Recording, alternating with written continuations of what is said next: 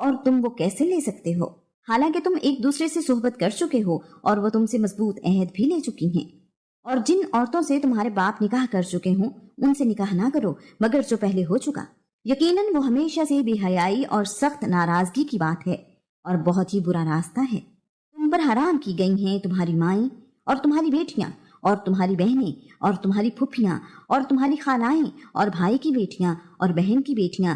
اور تمہاری وہ مائیں جنہوں نے تمہیں دودھ پلایا، اور رضاعت میں تمہاری بہنیں اور تمہاری بیویوں کی مائیں، اور تمہاری گود میں پرورش پانے والی وہ لڑکیاں جو تمہاری ان بیویوں سے ہوں جن سے تم نے صحبت کی ہے۔ پھر اگر تم نے ان سے صحبت نہیں کی تو تم پر کوئی گناہ نہیں، اور تمہارے ان بیٹوں کی بیویاں جو تمہاری صلب سے ہیں، اور یہ کہ تم اکٹھا کرو 2 بہنوں کو مگر جو پہلے ہو چکا، یقیناً اللہ تعالیٰ بے حد بخشنے والا نہایت رحم والا ہے۔ اور شوہر والی عورتیں بھی حرام کی گئی ہیں مگر وہ لونڈیاں جن کے تمہارے دائیں ہاتھ مالک ہوں، یہ تم پر اللہ تعالیٰ نے لکھ دیا ہے، اور ان کے علاوہ تمہارے لیے سب عورتیں حلال کر دی گئی ہیں، یہ کہ تم اپنے مالوں کے بدلے میں طلب کرو، اس حال میں کہ نکاح ملانے والے ہو نہ کہ بدکاری کرنے والے ہو۔ پھر ان میں سے جن عورتوں سے تم فائدہ اٹھاؤ ان کو ان کے مقررہ مہر دے دو، اور تم پر کوئی گناہ نہیں اس میں جس پر تم مہر مقرر ہونے کے بعد باہم رضامند ہو جاؤ، یقیناً اللہ تعالیٰ ہمیشہ سے سب کچھ جاننے والا کمال حکمت والا ہے۔ اور تم میں سے جو کوئی مالی لحاظ سے استطاعت نہ رکھتا ہو کہ وہ آزاد مومن عورتوں سے نکاح کرے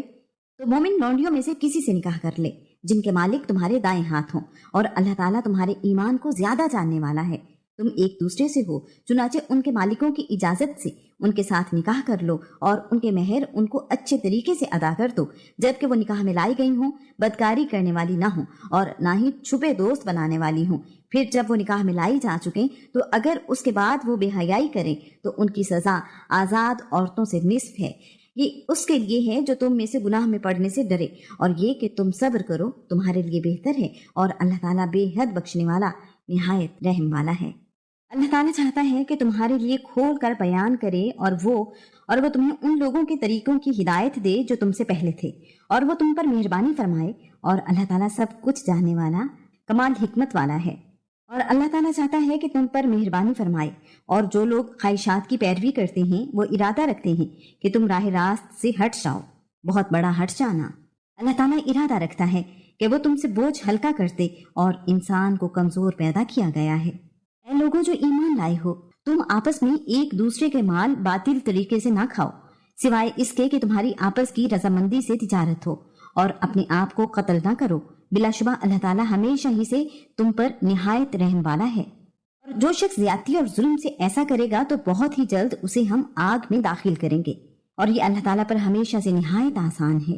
اگر تم ان بڑے بڑے گناہوں سے بچ جاؤ جن سے تمہیں منع کیا گیا ہے تو ہم تمہاری چھوٹی برائیاں تم سے دور کر دیں گے اور تمہیں بڑی باعزت داخلے کی جگہ میں داخل کریں گے۔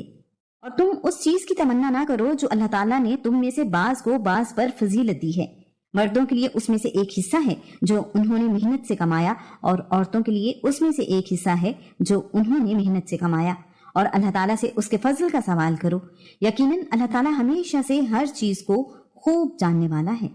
اور ہر ایک کے لیے ہم نے وارث بنائے ہیں اس میں سے جو والدین اور قریبی رشتہ دار چھوڑ جائیں، اور جن سے تم نے عہد باندھے ہوں انہیں ان کا حصہ دے دو، بلا شبہ اللہ تعالیٰ ہر چیز پر ہمیشہ سے حاضر ہے۔ مرد عورتوں پر نگران ہیں اس وجہ سے جو اللہ تعالیٰ نے ان کے بعض کو بعض پر فضیلت دی ہے، اور اس وجہ سے کہ انہوں نے اپنے اموال میں سے خرچ کیا ہے۔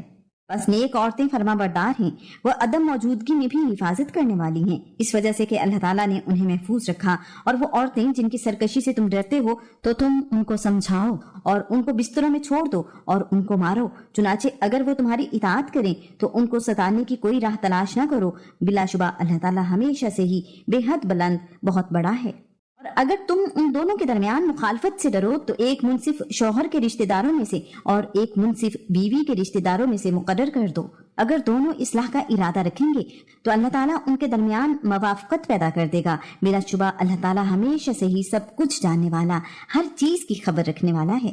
اور اللہ تعالیٰ کی عبادت کرو اور اس کے ساتھ کسی چیز کو بھی شریک نہ بناؤ،